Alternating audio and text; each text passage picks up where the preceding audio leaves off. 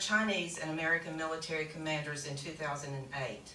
He made a statement in 2010 to the South China Morning Post that emphasizes his connection with General Chennault, his attitude, feelings, and love for China. He said, and I quote, "I intend to stay in Asia the rest of my life and to be a force for this friendship between these two countries, because there aren't very many people who are blessed with the opportunity of being in that position, of really being a friend of both sides." He also said, "My life and everything I do is associated with trying to find ways for the two countries to be closer." And with that, it is my honor again to introduce y'all to Admiral Owen and how appropriate it is for him to make the formal dedication of the statue.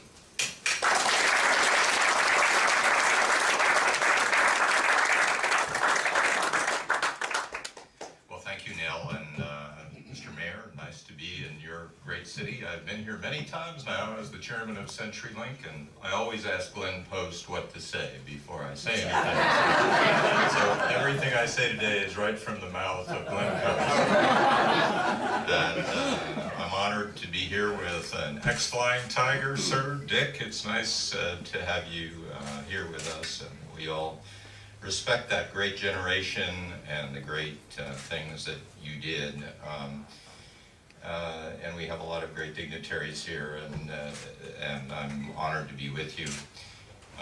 CenturyLink is honored to be a part of this, and I know I speak for Glenn, the management team, the board of directors, in being just very proud to be from Monroe, to be staying in Monroe, to know what it means to be home, and we do, and to be a part of these kind of events. So, and to Bill, I think it's great that you're doing this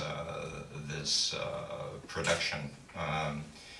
I do live in China. I spend most of my life in various little cities around China. You know, most of them are the size of Chicago. I've eaten every part of the animal body. I've drunk more Mao Tai than any living creature. That's not pretty. But I am a great advocate, as Nell said. You're not supposed to read all those things about me, though, you know. I'm a great advocate of Chinese-American friendship. I know in my heart it's the best thing for your children if we can bring the Chinese and the Americans together. And there are many challenges in our media, many challenges in our political system, a great deal of not knowing each other. They don't know us very well. We don't know them very well. And so this is a great opportunity for us to find little ways that we can celebrate Chinese-American friendship. And there was no greater sign of that than General Chennault and the Flying Tigers. I've been in Chengdu and Chongqing many times. They are in the western part of China. It's where the Flying Tigers were based. Very few Americans have any idea of the scope, the extent of this. But the scene was the Second World War. The Japanese are expanding. The Shanghai exposure, the rape and pillage of Shanghai, and they're moving west. And who's there to help the Chinese? The Americans in the form of the Flying Tigers. And we had a lot of fighter airplanes out there, we had the airlift going on, and it was a huge effort. There is an American cemetery in Chengdu. It's a beautiful place. It's a national American cemetery. If you go to visit the mayor of Chengdu, he's proud to take you there to tell you the story of Chinese-American friendship.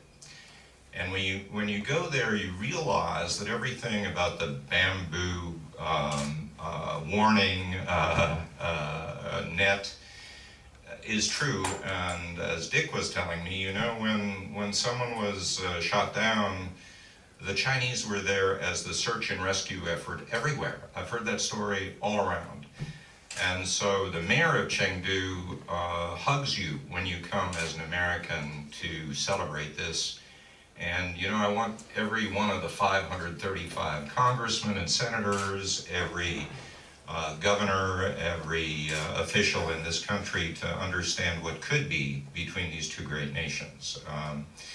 So CenturyLink is very proud to be supporting this, and the great Chinese company Huawei is also supporting this, and I can tell you that they are very high quality. They do quite a lot of business in the United States, and so the relevance of all of this, I think, in today's world and what the Flying Tigers did back then has never been more profound. And so I'm very honored to be a little part of this. I'm very honored to be the chairman of CenturyLink. It is a great company. It's especially well led.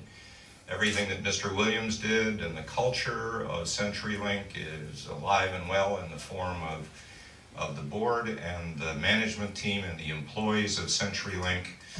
I have served on far too many boards. I've been around far too many companies, and I can tell you I've never been around a finer one than CenturyLink, and I'm proud to be their chairman. I'm also proud that they're from Monroe, and I thank you very much for having me today, and I look forward to standing and having my picture taken alongside that famous statue that Nell brought here. So thank you.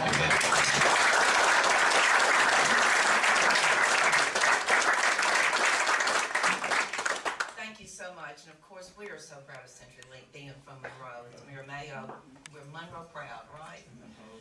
Okay, then it is also my great honor to be able to, I tell you what, Huawei, took me about 2 weeks to learn how to say it because I kept calling it Huawei, or you can see that how it's spelled down there. But I have truly come to appreciate this company. They came to me and I visited with Rick Chen, and Tim Barron is actually the one who made the connections here, and they came to visit me, and it's always been my dream that China would support our efforts here. As I've been to China and I see what a great job the Chinese are doing over there to tell this story and to perpetuate their memory. And as many of you know, my favorite saying is, the people with no past have no future.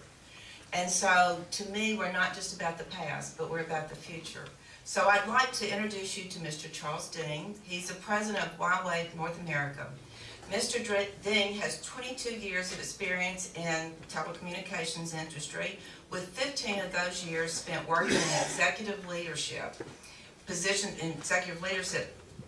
with Huawei, including defining and executing strategies in sales and marketing, finance, human resources, services, and delivering and establishing key relationships with operators and clients globally.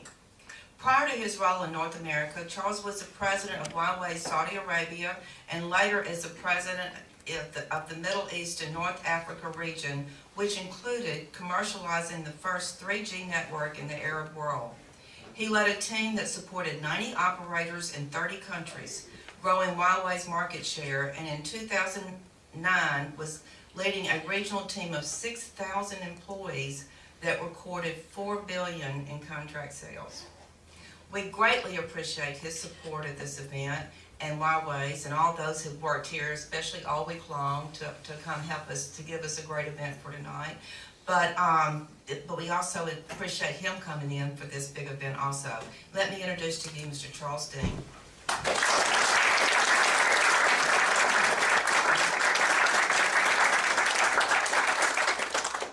Thank you, Neil, for your kind introduction. It is my true honor to be in Monroe today as we all celebrate Chennault Aviation Military Museum and also have raised funds so it can be expanded.